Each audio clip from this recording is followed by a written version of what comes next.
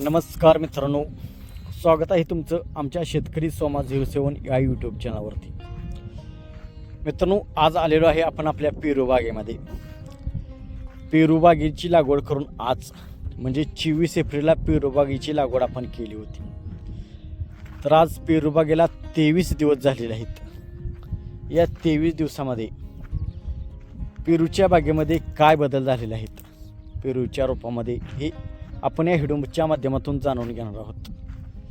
तर मित्रांनो, या चॅनलवरती आपण संपूर्ण रिअल माहिती म्हणजे आपण आपल्या शेतामध्ये कोणती पिके घेतो, कोणती औषधे फवारतो, पेरू, डाळिंब, तूर, मका, सर्व पिकांची माहिती आपण या चॅनलवरती देण्याचा प्रयत्न करणार आहोत.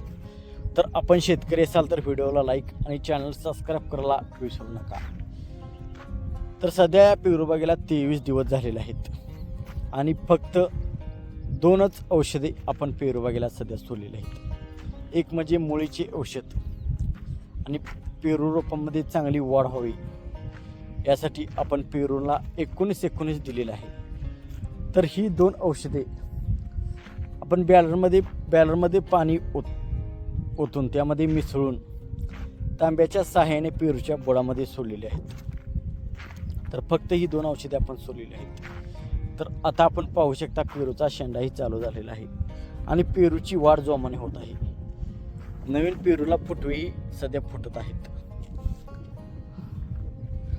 तर वेळोवेळी आपण पेरूमध्ये येऊन पाणी नीट पडते का नाही हेही तपासतो.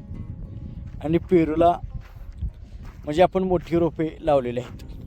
23 रुपयाला एक रोप, याप्रमाणे आपण 400 पेरू रोपांची लागवड केलेली आहे. तर मोठी पेरूची रोपे मोठी असल्यामुळे कुठेतरी सध्या पेरू लागण्यास सुरुवात आहे. तर ते पेरू आपण सध्या तोडून टाकत आहे. याचे कारण की तो पेरू आपण जे अन्न देतो ते दुसरीकडे न जाता त्याच्यापाशी पोचते आणि त्याची वाढ होते. थोडक्यात पेरू आपण पेरूच्या रोपाला जे अन्न सोडतो ते खाते पेरूचे रोप. त्यामुळे पण वेळोवेळी जे पेरू लागतात ते सध्या तोडत आहे. तर फक्त 2 औषधे आता 23 दिवसांची पेरूची बाग झालेली आहे. तर सध्या पालवी चांगली फुटत आहे, पेरूची वाढ सध्या चालू आहे आणि पेरूची खोड देखील सध्या मजबूत होत आहे. तर 3 दिवसाच्या अंतरावरती आपण याला 2 दिवसाच्या अंतराने आपण याला पाणी सोडत आहे. म्हणजे गारेगार पाणी सोडत आहे सध्या उन्हाळा असल्यामुळे. आणि 400 पेरूच्या रोपांमधील एकही रोप अजूनपर्यंत एकही रोपाची मर झालेली नाही. सर्व रोपे चांगली आलेली आहेत, सर्व रोपे सदृढ आहेत.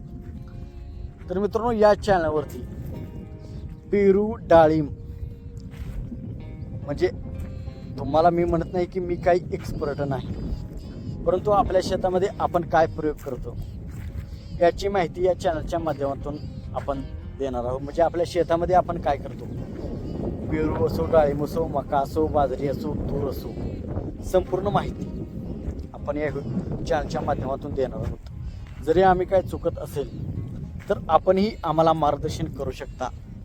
तर मित्रांनो, चॅनलवरती नवीन असाल तर आपल्या शेतकरी भावाला सपोर्ट करा आणि चॅनलला सबस्क्राईब करायला विसरू नका. थँक्यू.